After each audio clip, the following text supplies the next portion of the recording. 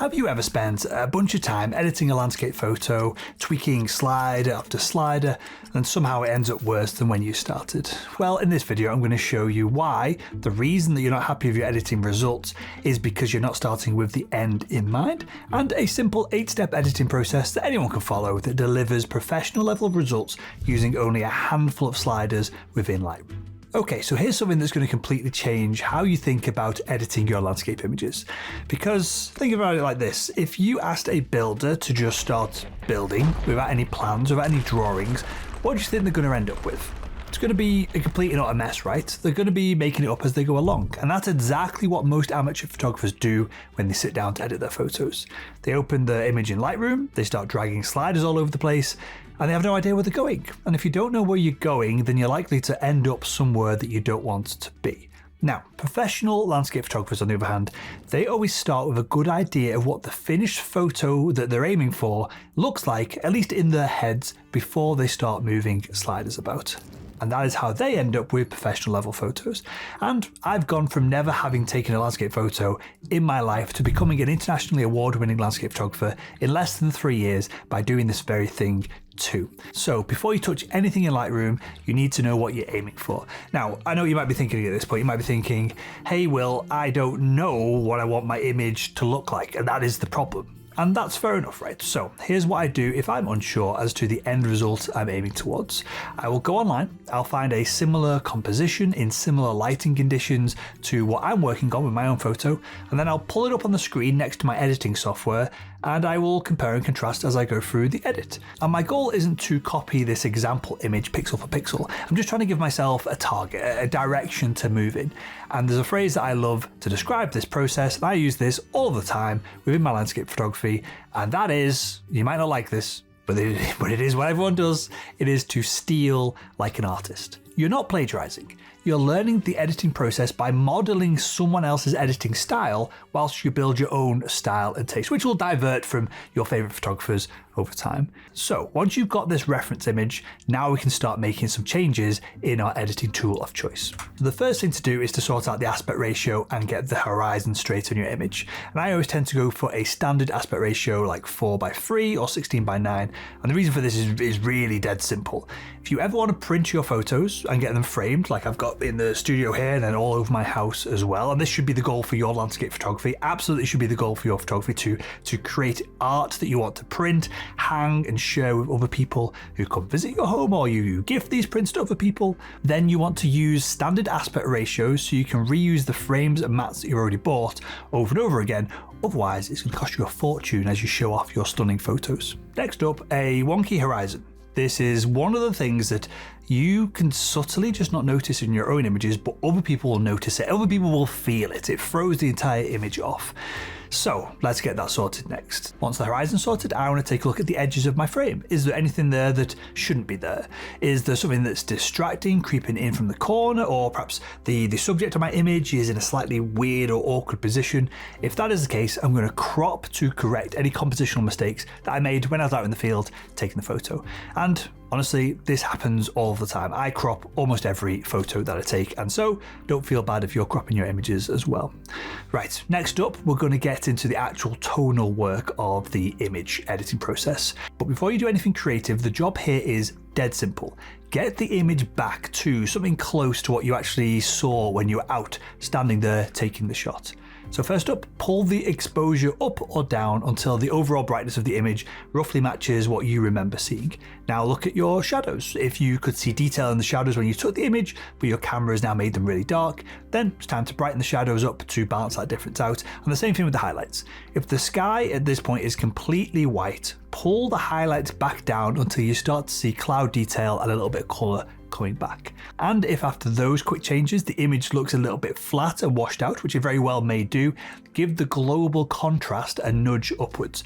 And don't go crazy here, we're just trying to compensate for the fact that most RAW converters, Lightroom, On1, Capture Raw, all these tools, they tend to give us a low contrast interpretation of the RAW file when they do the RAW file conversion to the image that we see on screen. Now we're going to do something that is crazy important for landscape photography, very specifically out of all the genres of photography that are out there. We're going to balance out the sky.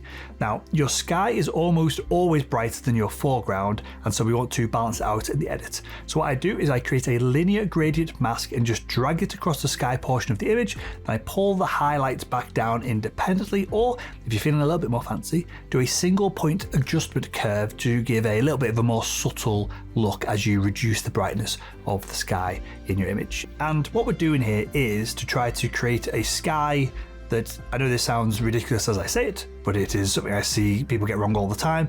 We're trying to create a sky that looks like a sky.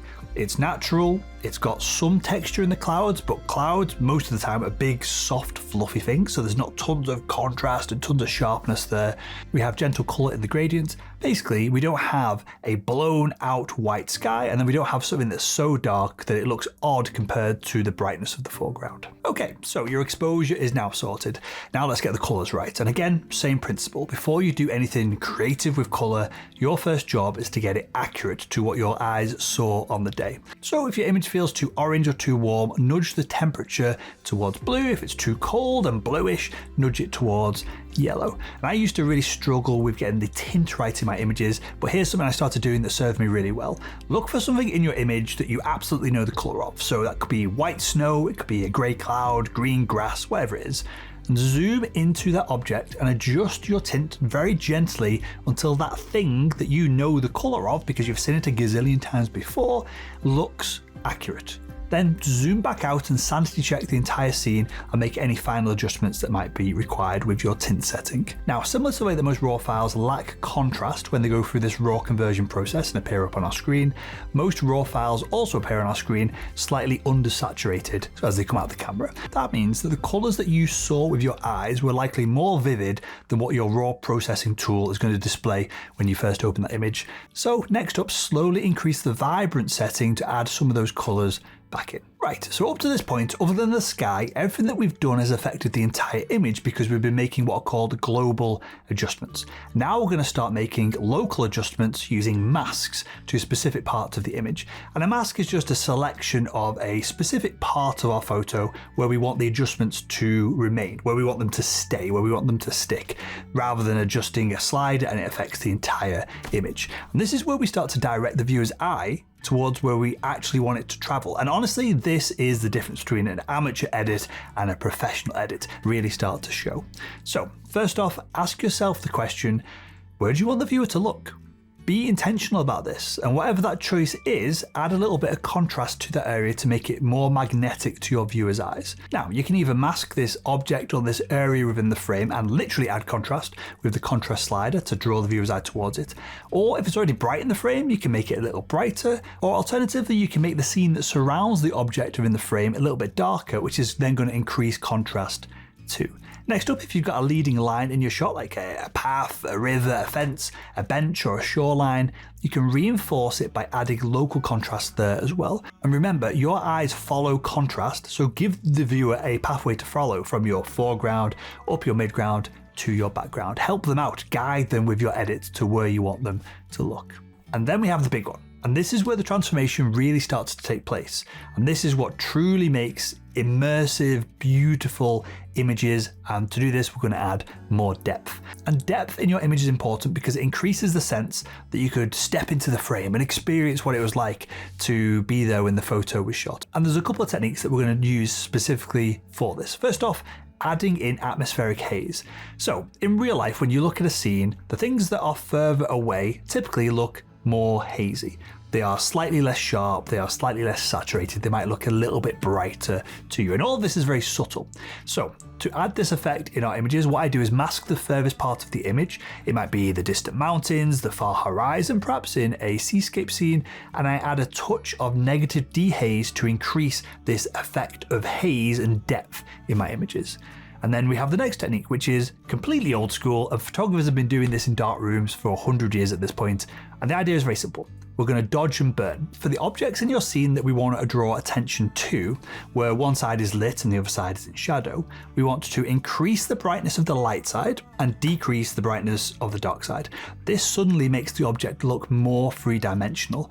And so to dodge, which increases the brightness, I'm going to select a brush, I'm going to increase the exposure a little bit, and I'm going to increase the highlights a little bit, and I'm going to brush on the areas that I want to increase the brightness of. And to burn the image or to darken parts of the image, I'm going to do the exact opposite. I'm going to select a brush, I'm going to reduce the shadows, and I'm going to reduce the exposure just a little bit, and then I'm going to brush that on parts of the image that I want to get a little bit darker. And if this is done correctly, someone who's viewing your photo, they're not going to be able to tell that you've manipulated this, that you've changed the values of some parts of your image. But without the effect, everything's probably going to look a little bit flat, and it makes a massive difference to depth, especially again when you've got side light coming in and a big grand vista shot. And then to really pull the viewer's eye towards the center of the frame, I often, but not always, but quite often, add a subtle vignette to the outer edges of my image. So this makes the outer edges a little bit darker and it pushes the viewer's eye towards the center of it. And to get this effect, I create a radial mask, I invert it,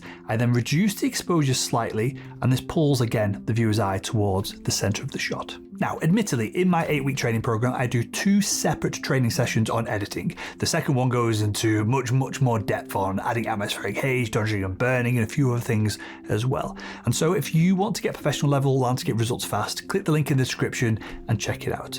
But before I wrap up, I've got a couple of bonus editing tips for you. And as you'll have seen as we've gone through this video, when I'm editing, I like to zoom my image in and out so it's big and then it's small, all the way through the time that I'm spending editing it. And I do this to make sure that the changes that I've made to my images work when the image is both big and small on my screen.